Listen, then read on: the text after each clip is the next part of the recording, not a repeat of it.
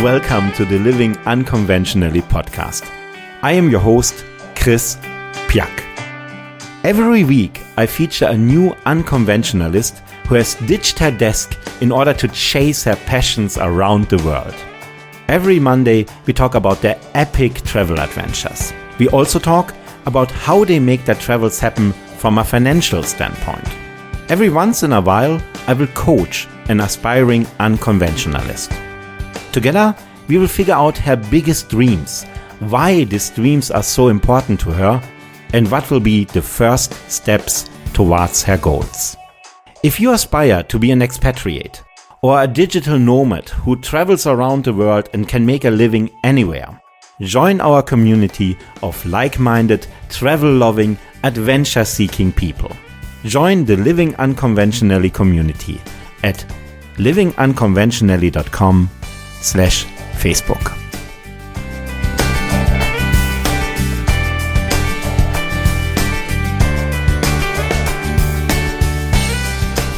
Last week, Tamara Thorpe showed us that there is more to life. Tamara shared with us her wonderful life that took her to 30 different countries in the world, gave her the chance to live in 6 different countries, and often have her employer and her clients pay for her travels as well. And today, Tamara is back, and Tamara will share with us how does she finance all her travels. Especially if you're a young person, a millennial, this episode is very much for you because you will get a flood of new ideas. This is Living Unconventionally, episode 206, and I'm your host, Chris Piak. Let's go. So we touched on this issue already a little bit.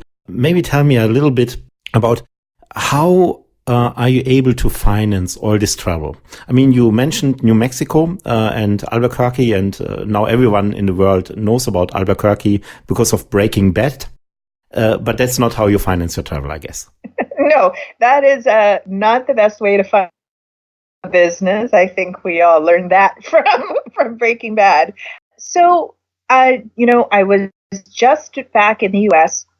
in October, and it was a whirlwind week. I did a full-day workshop. I did several events, and it was all financed by clients. And I remember being really excited to have my mom come and stay and have her, put up in the hotel with me, and being able to have gotten to a place and stage in my career where clients are paying for me to travel and paying for, me to be accommodated. And that has felt like a real milestone in my work, because being self-employed and being an independent consultant, it's a hustle, and it is not easy. And there have been times where business has flourished, and there are times when business has been quite lean.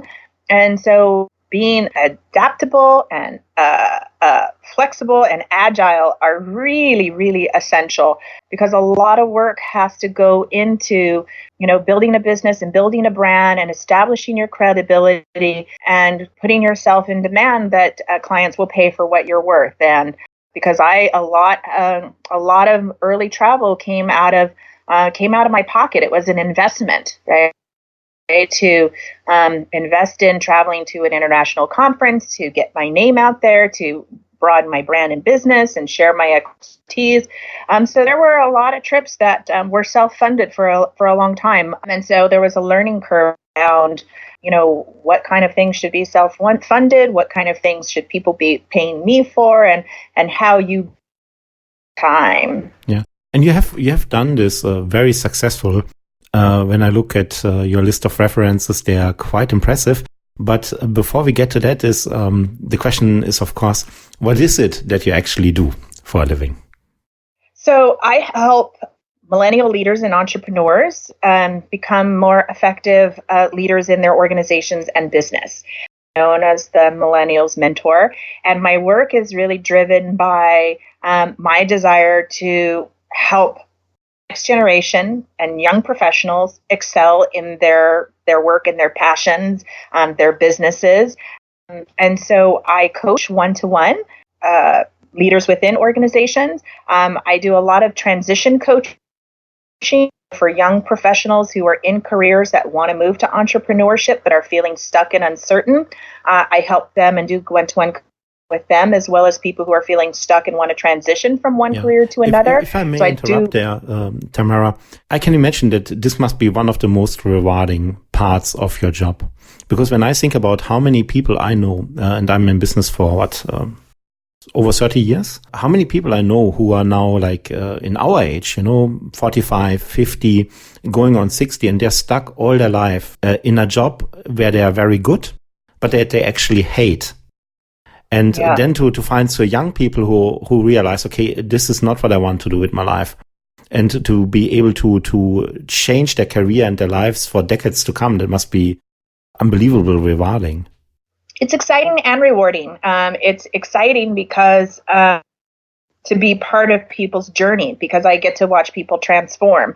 The first time I meet with a client, they're unsure, they don't know a path forward, there's a lot of self-doubt, and to watch them transform over a period of 3 to 6 months to a year to people who are able to really identify their strengths, to stand in their power, to have a clear path forward. It's exciting and it's rewarding, but I'm a guide and people, it's a lot of work, but that I do really love. And then in the training work that I do when I work with teams and organizations, that can be really rewarding, as well as help people work together better, collaborate better, understand each other better. That's really powerful for me as well. Mm-hmm. I want to come to the training a little bit later. I was just thinking, because right now I'm reading Becoming from Michelle Obama. You might have heard about her. And just yesterday I read about how she finally, she was a very successful lawyer. And she woke up one day and basically realized that, I'm really good at this job, but I hate it. And it took her a long, long time to figure out what she actually wanted to do. But before she even figured out what she wants to do instead, she already decided to quit. And she started to build a network with interesting people. And she chose these people by the category of, are they interesting to me? Would I like to talk with them? Maybe you could share one tip from your experience. What would be a very good way to start for people who are in the very same situation? They realize that what I'm doing right now is not what I want to do with the rest of my life. I have no clue what else it is what I want. How should they start? I don't want to contradict Michelle Obama, because I think that is great advice. It's often advice that I give, to find a mentor or a mentoring network, to identify people who maybe are doing something that seems like something you want to do, or seems something you might want to do, and connect with them and learn about it. But when I'm working one-to-one with clients, one of the things that I help clients identify is what it is about their current job that they don't like, and what it is that they do like, and how can you do more of the stuff you like. Because very often it may not be about quitting your job altogether, but finding a way to make the career path you've set for yourself work for you. So the example I use for me, my career, because you asked, I started out teaching English. And so how did I start out teaching English to being now somebody who does the work that I do in leadership and organizational development? And the answer is simple. After a few years, I hated teaching. Being in the classroom was torture to me. And I wanted a way out of the classroom. And so there were opportunities to lead projects and manage short-term programs that nobody else in the school wanted to do. And so I remember the opportunities came up, and I expressed some interest, in some teachers who had been at the university longer where I was teaching said, "Oh, you don't want to do those jobs. They're going to take advantage of you. They're going to be tons of hard work. Don't do it. Just take your classes, teach your classes. You'll be happy." And I thought, that's terrible advice. And if they don't want to do it and I want to do it, then I won't have any competition. And so probably the first summer I was there, I led this short-term program. And within 2.5 years, I was promoted part-time to full-time, which was unheard of. And probably by year 4, I was probably only teaching 1 or 2 classes, and I was managing and leading short-term programs almost full-time. And by the time I left the university, a job that didn't even exist now still exists almost 30 years later of a short-term program coordinator. And the work that I did to develop short-term programs, build and expand, became something that I was able to share at conferences. And that's when I started realizing speaking at conferences can be really powerful. So just that singular decision to take on tasks that were more aligned with what I wanted to do, that maybe weren't so sexy, maybe weren't so popular for other people, but they certainly were going to allow me to grow and leadership skills and my management skills. And it moved me out of the classroom. And so I tell people, where you are now, there's any possibility for you to focus and do more of what you like. If there's a learning opportunity, I always tell people, if there's some kind of work there that nobody else wants to do, take it on. It's an opportunity for you to learn, grow, get noticed, advance, and that then may help you better identify your own strengths, the direction you really want your career to go. And, eventually moved out of that school and I moved into management and leadership full-time in other organizations. But it really was a stepping stone by taking that first step as a young professional to say, I really don't like that part, but this part may be an opportunity for me and shine in the areas of leadership that I really want to do. And it really did become foundation for me then to, leave and move into leadership full time. Yeah, I think this is a very powerful experience. And I've seen this in my career as well, that very often, all you need to do is to step up. That even in your own organization, there's things that you could do that you like. And the only thing is you have to volunteer. No one will come to you to offer it. But if you say, hey, what do you think if I do this and this? Sometimes it's just easier for the boss to let you do, do Absolutely. Absolutely. Yeah, because there's a reason it's not getting done. And it's typically things aren't getting done because nobody's interested in it. Not that it's not valuable, but it then could, like I said, I developed as a result leadership skills, management skills, training skills, marketing skills, all because I just saw gaps that needed to be done and said, is it okay if I create a manual? Sure, create a manual, right? Like nobody else wanted to do it, and build a strong portfolio. So it is being proactive, taking initiative, being willing to take risks, and because not everybody's in a position to walk away from their 9 to 5 right away. And so if you're not in a position to walk away there's a lot of entrepreneurial stories, and I think sometimes those things are great stories, but they can create a sort of a false sense of reality. Everybody can just quit their job. And so if that's not a reality for you, that's okay. It's find a way to make it work for you until you're in a position to move on. Because, that is the majority of people aren't in a position to just walk away. Say, make it work, build your portfolio right where you are, and then that's either going to position you to advance within that organization or position yourself to advance in another organization. I think that's great advice, Tamara. I couldn't agree more. So your audience, the people that you want to serve, these are the millennials. If I'm a young person, which I am still in my heart at least, and I want to reach out to you to get your help to change my direction, how do I reach you? You can find me at tamarathorpe.com, also on LinkedIn, Twitter, and Instagram at Tamara Thorpe. Mm-hmm. And we will also link to your site here in the description of the podcast, of course, as well.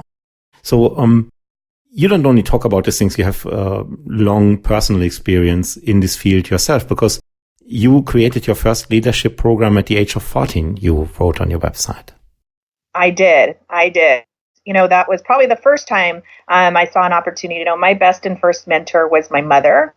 And I was very fortunate that I spent most of my summers at summer camp. And when I was 14, I got sent away to a summer camp, a new one. And there was a small group of older kids. A lot the kids there were much younger and we were bored. And I called my mom and I said, I want to go home. I'm bored. I'm too old for camp. I'd rather be home. And my mom said to me, I'm going to give you the weekend. And if you can't find a solution over the weekend, then we about you coming home. And so I went back to the other kids and said, what can we do that would make camp work? And we thought, well, there's so few of us. What if we became counselors in training? And we took our people to the camp director, and he said, if you can get some other counselors who want to help you guys build this counseling program, and then go ahead. So we did. We got a few counselors. We built this counselor and leadership training program and became junior counselors. And that was probably my first make it work experience, and my first experience in knowing that leadership was the direction that I wanted to go in. My mom, told me that when I was born, I came out telling people what to do. But over the years, I learned that leadership was a lot more than telling people what to do. I read something from you where you say that this is, especially for young people, for millennials, that's something that many people first have to learn, that to be the boss doesn't mean to be bossy. Yeah, and it was confusing because a lot of models of leadership that we see in popular culture are bossy.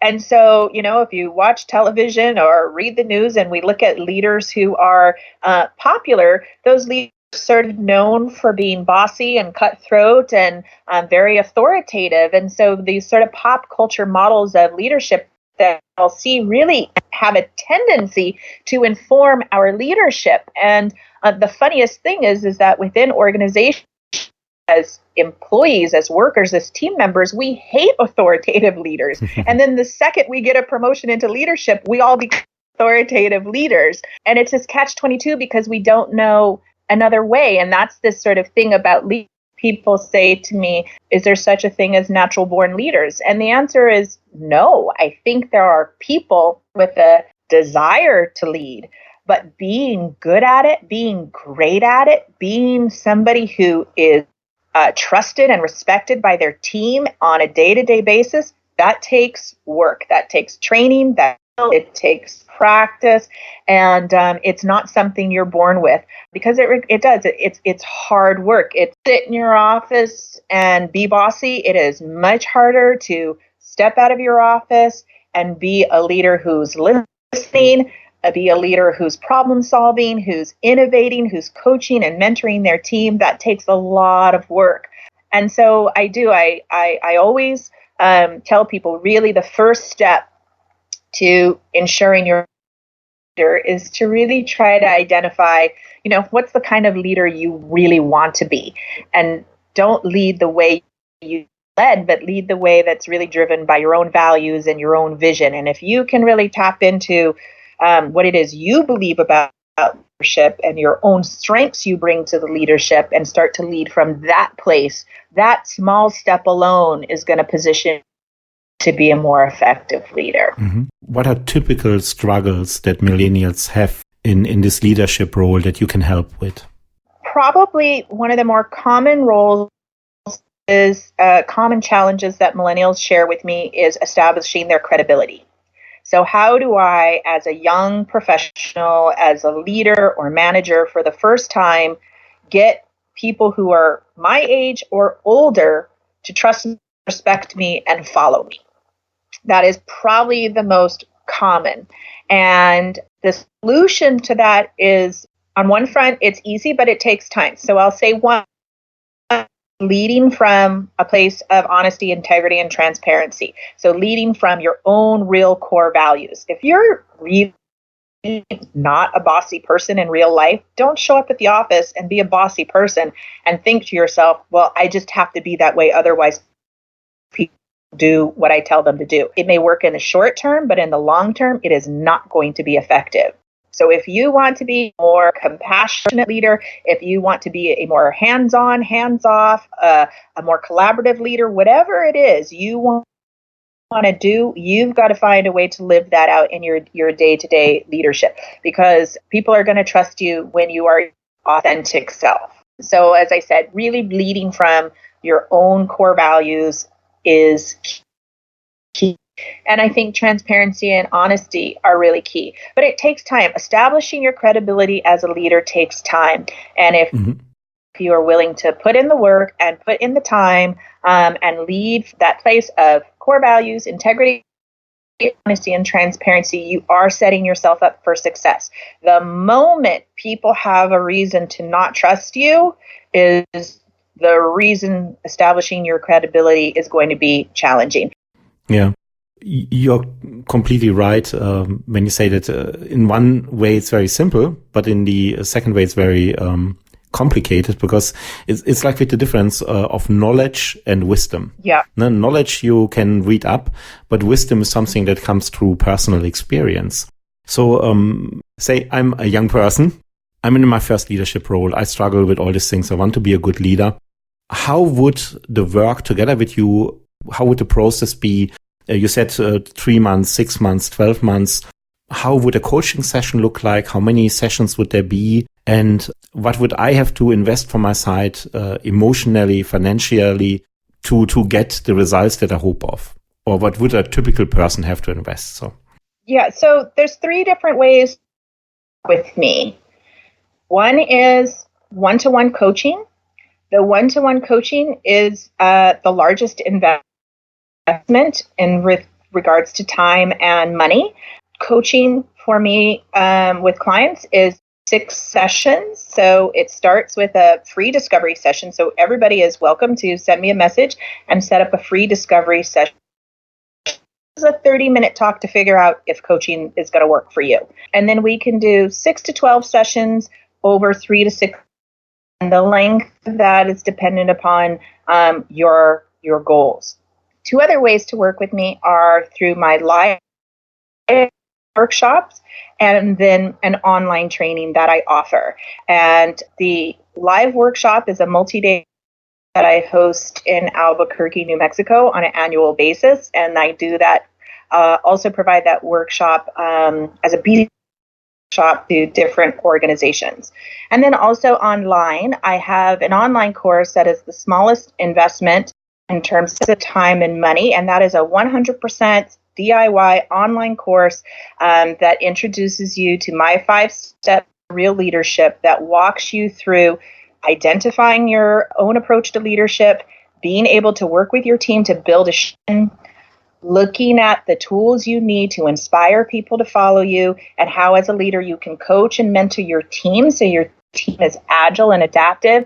And the last step is about being able then to evaluate your own leadership, your team. And so the 5-step real leadership walk you through that. And that online course has 6 recorded sessions. It's got downloads. It's got an overarching project that people can do on their own in their own time. And I would say an average person, if they invested an hour a day, could probably do it in a week. But when you buy the course, you have access to it for 1 year. Mm-hmm. So there's different ways to do it. The emotional investment in all 3 of those is, be self-aware, self-reflective, self-critical, having a network of people you trust and respect who are going to give you feedback and give you input, and being really willing to identify your strengths and your areas of growth and setting really, really specific goals around those. Mm-hmm. Thank you very much, Tamara Thorpe. You worked with a lot of young people over the course of your life. And when you think about all of them, what was the nicest compliment that one of them made you?